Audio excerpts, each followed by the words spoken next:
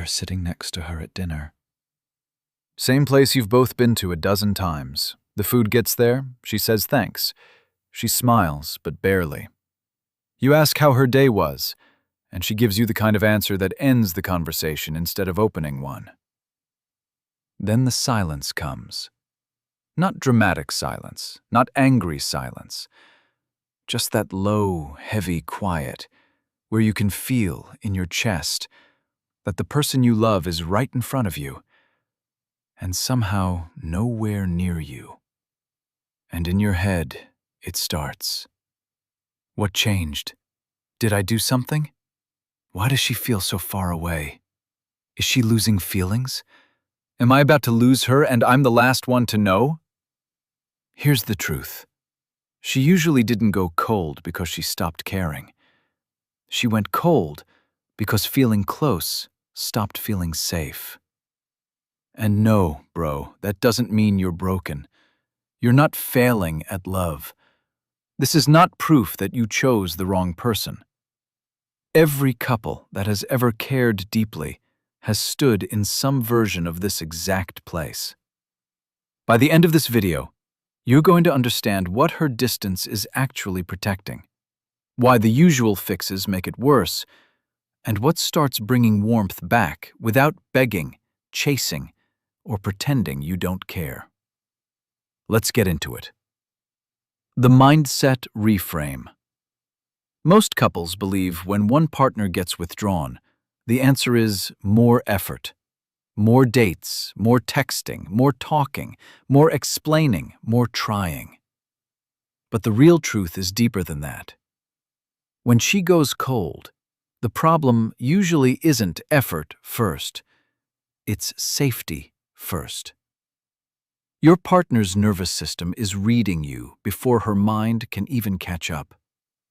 It reads your tone, your timing, your face, your defensiveness, the pressure beneath your words. And when safety leaves a relationship, love doesn't always disappear. It goes underground. That's why what looks like indifference is often protection. What looks like disinterest is often exhaustion. What looks like stonewalling is usually someone who has felt overwhelmed for so long that silence became the only place she could still breathe. Here's what most people never get. Trying harder without changing the emotional tone usually makes a disconnected partner withdraw even more. Because if the energy still feels tense, dismissive, impatient, or performative, then all your extra effort just feels louder, not safer. And this is where attachment theory matters. When one person reaches and feels missed enough times, they start protesting. They get sharper, colder, more reactive, or they go quiet. The other person feels accused, so they get defensive, flooded, or avoidant. Then both people leave the conversation feeling unseen. One feels abandoned, the other feels like they can never get it right. Same pain, different costume. So if you really want to understand why she went cold, don't just look at the surface behavior. Look at the cycle. Look at the emotional climate. Look at what her body has learned to expect when she tells you the truth.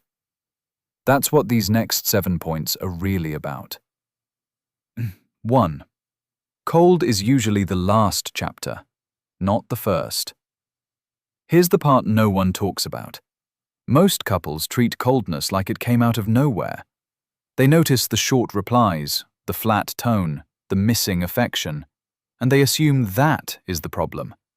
But most of the time, that's just the visible part. The real drift started way earlier. The deeper truth is that people rarely shut down in one big moment. They shut down by degrees. A little disappointment here, a little dismissal there, a hard conversation that never really got repaired, a need they tried to express 3 different ways and still didn't feel landed. Over time, her nervous system starts making a quiet adjustment. It doesn't feel good to bring all of me here anymore. That's why coldness often feels sudden to you, because you're noticing the withdrawal. She's remembering the build-up.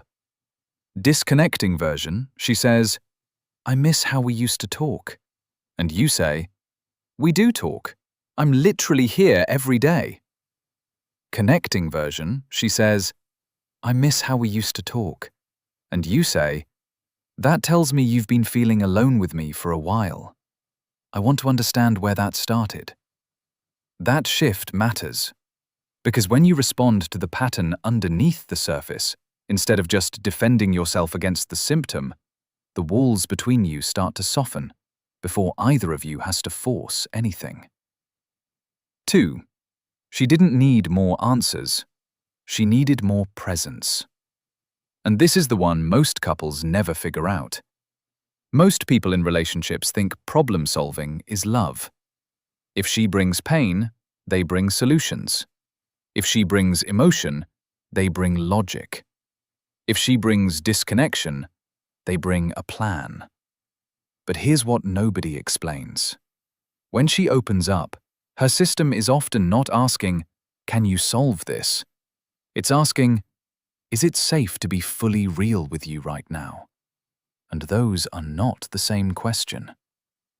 Not smarter answers. Not better arguments. Not the perfect explanation. Presence.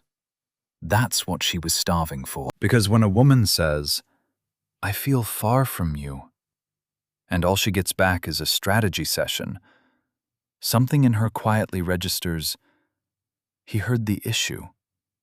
He didn't feel me. And that moment matters more than most men realize, man. A person can live through imperfect communication. What they struggle to live through is feeling emotionally alone while they're trying to be honest. Disconnecting version. She says, lately I just feel like you're not really with me. And you say, okay, so what do you want me to do differently? Connecting version. She says, lately I just feel like you're not really with me. And you say, come here, don't rush it. Tell me what being alone with me has felt like. That's not a communication hack. That's what emotionally available people do.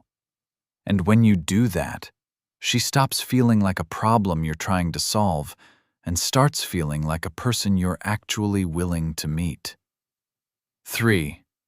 The tiny misses matter more than the big fights. This is where it gets really interesting. Most couples think relationships break down because of one huge betrayal, one explosive fight, one dramatic turning point. But a lot of the time, distance doesn't come in like a car crash. It comes in like weather. Slowly, quietly, then all at once. Emotional distance isn't usually a wall that appears overnight. It's scar tissue. It forms over 100 tiny moments that never got repaired.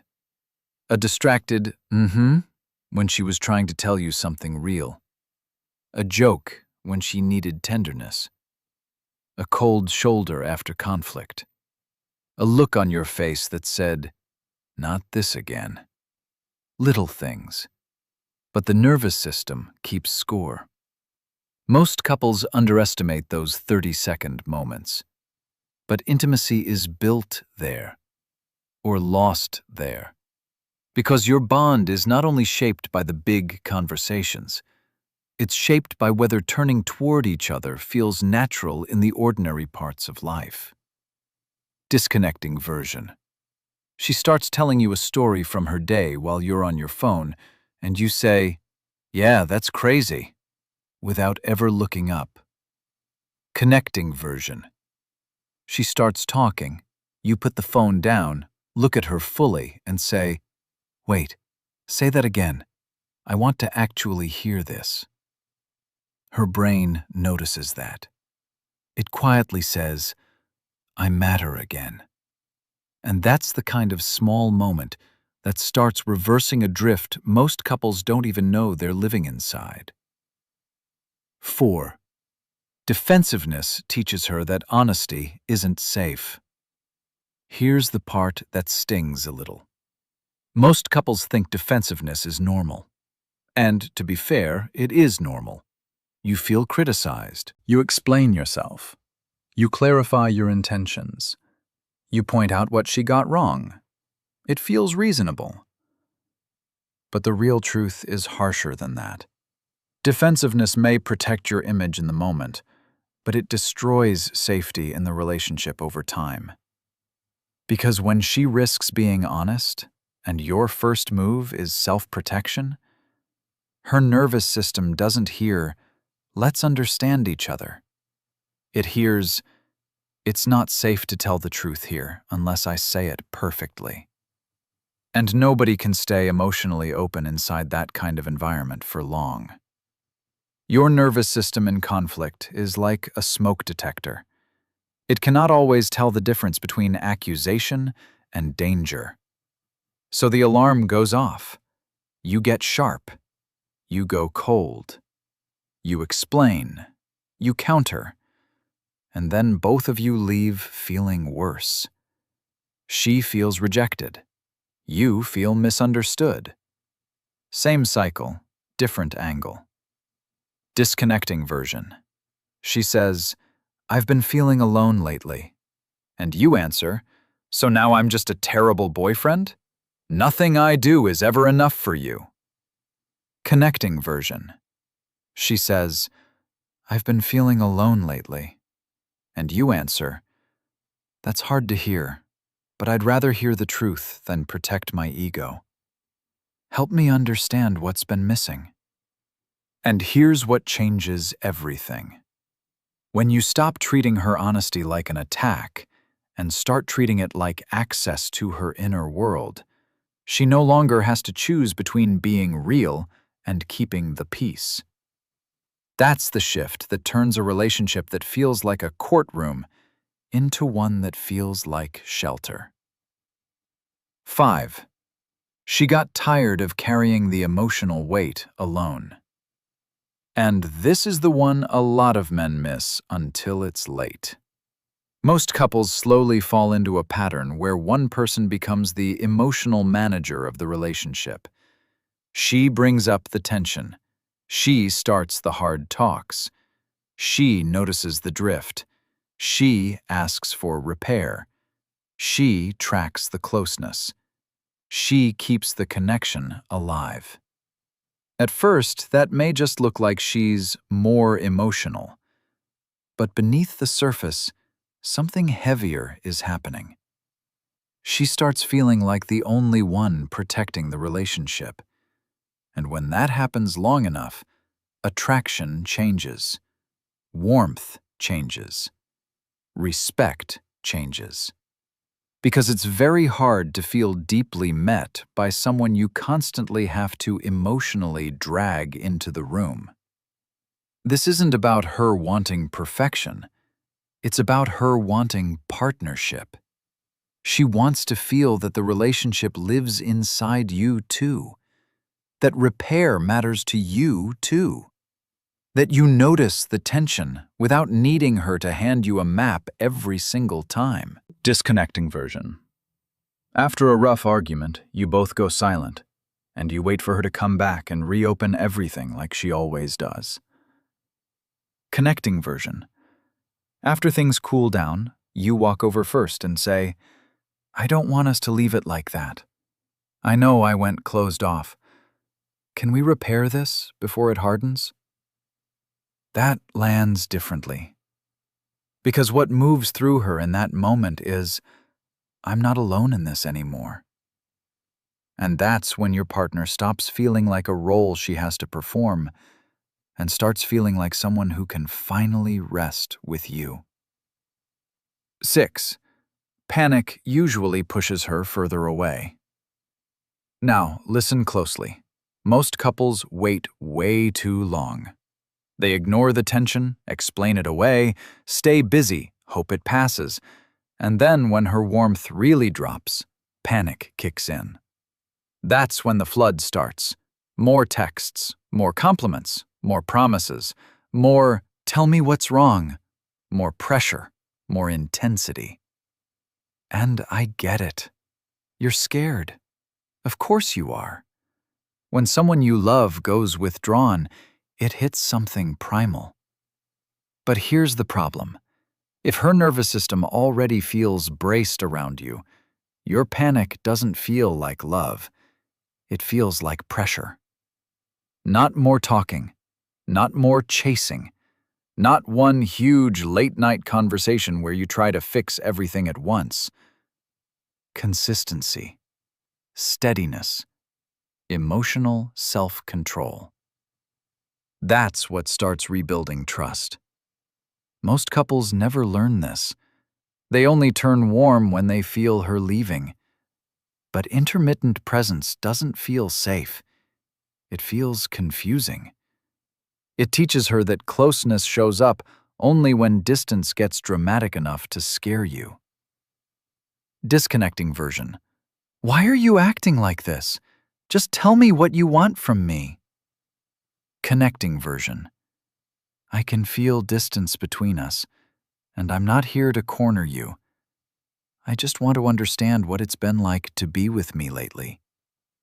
That's a different energy. And when you bring that kind of grounded presence, her body stops preparing for a fight and starts making room for something more real than either of you have had in a while. 7. What thaws her is predictable safety, not performative effort. Here's the part that can change everything if you really hear it. Most couples think warmth comes back through a grand gesture, a perfect apology, a weekend away, flowers, one incredible conversation, one emotional breakthrough. Sometimes those things help, but they are not the foundation. Because the real repair usually happens in something less cinematic and more powerful. She starts warming up when your presence becomes predictable, when your tone becomes safer, when your listening becomes real, when your repair becomes faster, when your nervous system stops making her pay for honesty. Not louder conversations, not more compromising, not scheduling some weekly check-in and calling that intimacy, but two people who actually feel safe enough to be honest with each other again. That's the thing most couples spend years avoiding while trying every other trick. And here's what nobody explains. This isn't about performing tenderness so she'll come back. This is an identity shift. This is you becoming the kind of man whose presence lowers the temperature instead of raising it. The kind of man who can stay open without collapsing, listen without defending, and repair without being dragged there. Disconnecting version. After weeks of tension, you show up with a long speech, big promises, and urgency in your voice that says, "Please tell me how to win you back." Connecting version. Over the next week, in small, real moments, you stay softer, you notice more, you own your part faster. And when she speaks, you don't fight for innocence, you fight for understanding. And something inside her begins to say, maybe I don't have to brace here anymore. That's when the relationship stops feeling like a negotiation and starts feeling like a refuge again. So no, the answer usually isn't that she just randomly lost feelings. And no, it's not always that you didn't do enough. A lot of the time, what happened is more human than that. More painful, too. The connection didn't disappear in one dramatic moment. It got buried under patterns, defensiveness, pressure, missed bids, and too many conversations where neither of you felt safe enough to stay fully open. But this is the hopeful part. Because once you see the cycle clearly, you stop reacting blindly inside it. You stop chasing symptoms and start changing the emotional climate. And that changes who you become in love. This isn't a checklist. It's an invitation to show up differently, to become more grounded, more emotionally available, more honest, more able to stay present when things get hard. And whether this relationship heals or this lesson follows you into the next one, that growth is real. That growth changes everything. Because these aren't just tips for getting her warmth back. They're the beginning of becoming the kind of partner you always wished love would bring into your life. If this hit home for you, sit with it. Don't just agree with it, practice it. Quietly, consistently, for real. Because the relationship you want doesn't start when she finally softens again. It starts the moment you become safe enough to be fully loved.